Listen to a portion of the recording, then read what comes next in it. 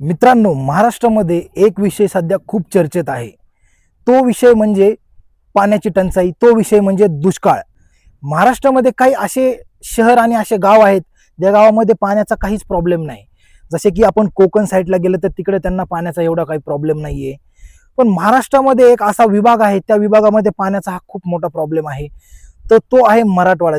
मराठवाड्यामध्ये पाण्याचा हा खूप मोठा प्रॉब्लेम सध्या आपल्याला पाहायला मिळत आहे.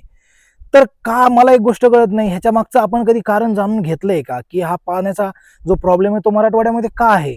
हेच आपण आजच्या या व्हिडिओमध्ये जाणून घेणार आहोत मित्रांनो. नमस्कार मित्रांनो, मी अर्जुन आणि तुम्ही पाहताय बिंदास महाराष्ट्र. मित्रांनो, आजच्या व्हिडिओमध्ये आपण पाण्याचा हा प्रॉब्लेम का झालेला आहे मराठवाड्यामध्ये याच्याबद्दल जाणून घेणार आहोत. तर मित्रांनो, मराठवाड्यामध्ये पाऊस जास्त प्रमाणात न पडणं त्याच्या मागचं कारण आहे वृक्षतोड. मित्रांनो, वृक्षतोड खूप प्रमाणामध्ये मराठवाड्यामध्ये वाढलेली आहे.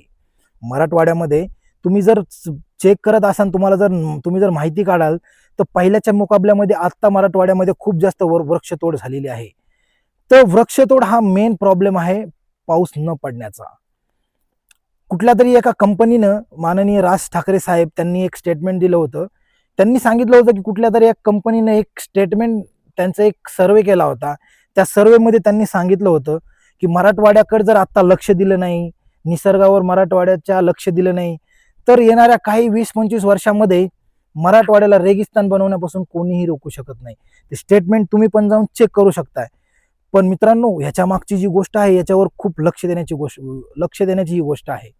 आपण असंच इकडचे जे राजकारणी आहेत, ते राजकारणी तुम्ही सत्तेत तर बसवलेत, पण ते किती लक्ष देतात?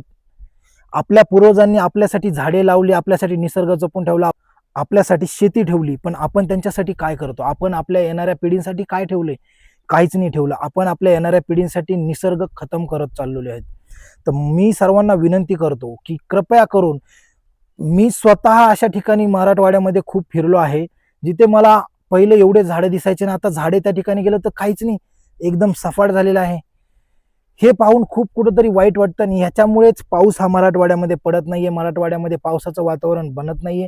कारण निसर्ग हा खतम होत चाललेला आहे. निसर्ग खतम होण्याच्या मागं कारण काय आहे? इथले लोकच निसर्गाला खतम करत आहेत. 5-10 हजार रुपयासाठी लोक इकडे वृक्षतोड करत आहेत.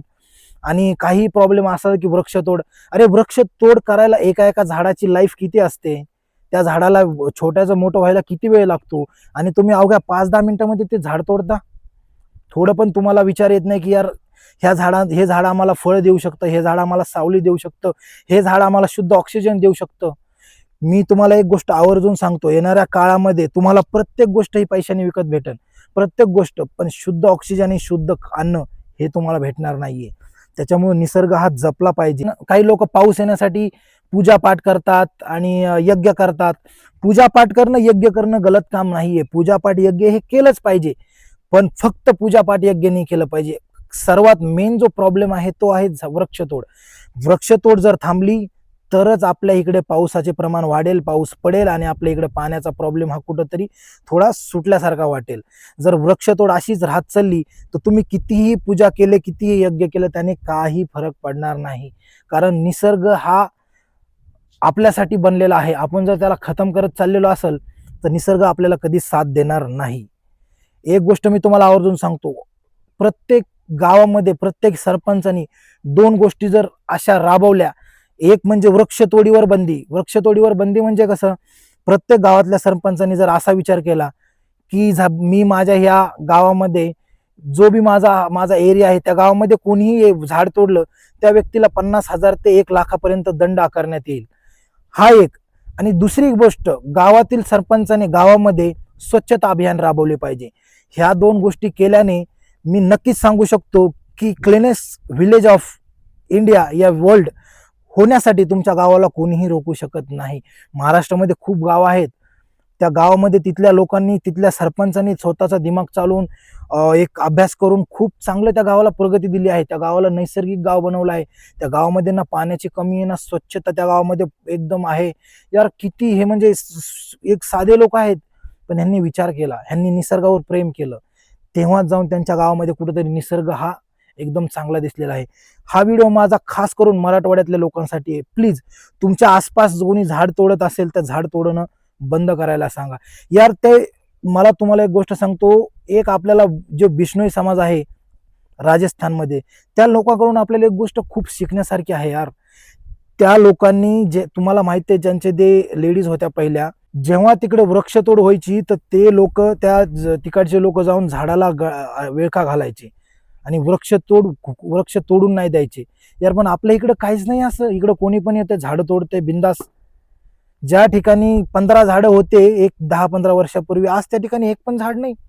जर कोणी एखादा काही अडचणीनुसार जर एखादा वृक्ष तोडायचा पण असेल तर त्या वृक्षाच्या जागेवर 5 वृक्ष लावले पाहिजे.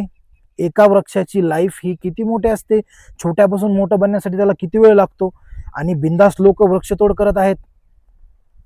आपल्याला ह्या गोष्टी थांबवल्या पाहिजे. आपल्याला विचार केला पाहिजे की आपल्याला आपल्या येणाऱ्या पिढीसाठी आपल्याला काहीतरी केलं पाहिजे ना. आपल्या पूर्वजांनी आपल्यासाठी एवढं सारं निसर्ग जपून ठेवलंय, आपण आपल्या येणाऱ्या पिढीला काय देतोय? फक्त हे असले तुटलेले झाडे, तुटलेले जंगल, फक्त ऊन, गरमी. आपल्या येणाऱ्या पिढींसाठी जर आपल्याला चांगलं त्यांना लाईफ द्यायची असेल, त्यांना चांगली जिंदगी द्यायची असेल, तर आपल्याला निसर्गावर प्रेम केलं पाहिजे, निसर्ग हा वाचवला पाहिजे. मराठवाड्यामधल्या लोकांनी प्लीज, माझी सर्वांना एक विनंती आहे, मराठवाड्यातल्या प्रत्येक सरपंचांनी गावातल्या हे 2 उपक्रम राबवले पाहिजेत, जेणेकरून आपणच, हे बघा, सर्वात पहिली गोष्ट, तुम्ही ज्या राजकारण्यांच्या हातात राजकारण दिलं आहे ते कधीच तुमचा विचार करत नाहीत. आजपर्यंत बीड जिल्ह्यामध्ये किंवा मराठवाड्यामध्ये कोणत्या राजकारणी आपला विचार केला हो? कुठलं निसर्ग थांबवलंय? कुठल्या गोष्टीमध्ये विकास केलाय? यांना तर नाहीच पाहिजे आपल्या इकडचा विकास. त्याच्यामुळे माझी सर्वांना विनंती आहे की मराठवाड्यामधले जेही लोक आहेत, प्लीज हा व्हिडिओ जास्तीत जास्त लोकांपर्यंत शेअर करा. कारण निसर्गाला आपण जपलं तरच निसर्ग आपल्याला जपेल. आणि ही गोष्ट तुमच्या लक्षामध्ये जेव्हा येईल तेव्हा आपल्या इकडे पाऊस हा खूप चांगल्या प्रमाणात पडेल आणि आपल्याला पाण्याचा प्रॉब्लेम हा कुठंतरी कमी झाल्यासारखा वाटेल. तर प्लीज वृक्षतोड जेवढी होता होईल तेवढी थांबली पाहिजे. आपल्या आसपास जर कोणी झाड तोडत असेल तर त्याच्यावर त्याला विचारा, त्याला बोला की बाबा ही झाड नको तोडू, काही प्रॉब्लेम नसेल तर बेवजह कशाला तोडतो हे झाड? या झाडापासून तुला काही अडचण नसेल तर तोडू नको, आणि काही अडचण असेल तर हे झाड तोडणार असेल तर ह्या झाडाच्या जागेवर तू 10 झाडं लाव, कारण एका झाडाला येण्यासाठी खूप वर्ष लागतात. तर प्लीज माझं सर्वांना रिक्वेस्ट आहे की मराठवाड्यामध्ये हे गोष्टी थांबल्या पाहिजे, जेणेकरून आत्ता तुम्ही पाहत असताना एवढी गरमी, एवढं ऊन आहे, ह्या सगळ्या गोष्टी कशामुळे आहेत? कारण झाडं नाही आहेत म्हणून. खूप लाकडं तोडायच्या खूप मशीन दिवसेंदिवस वाढत चाललेल्या आहेत. अरे कोण आहेत हे लोक? यांना फक्त पैसा कमवायचा आहे, यांना काही निसर्गाचं पडलेलं नाहीये. तुम्ही 5 ते 10 ते 15 हजार रुपयासाठी एवढं वर्ष जगलेलं झाड तोडता, आणि काय बनवणार त्याच्यापासून तुम्ही? माणसं जाळायसाठी? अरे पण निसर्गच टिकला नाही तर आपण कसे टिकू? तर निसर्ग टिकला तरच माणूस टिकेल, या गोष्टीला लक्षात घ्या. आणि प्लीज झाड हे टिकलं पाहिजे, नाही तोडलं नाही पाहिजे. हा संदेश घेऊन प्रत्येक गावामध्ये प्रत्येक सरपंचांनी हे उपक्रम राबवले पाहिजे.